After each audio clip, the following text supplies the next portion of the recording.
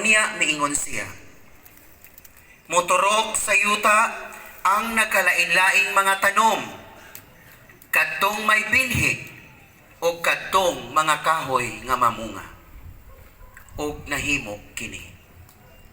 Busa miturok sa yuta ang tanang matang sa tanom.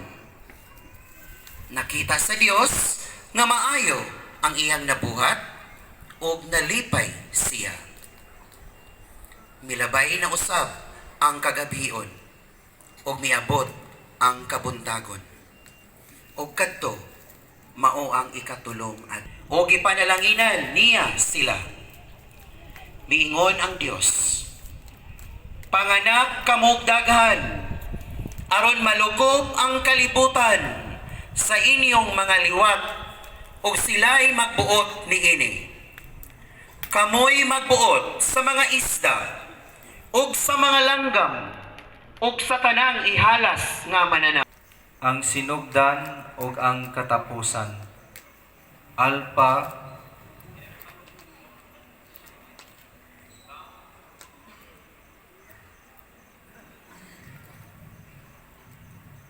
ug Omega.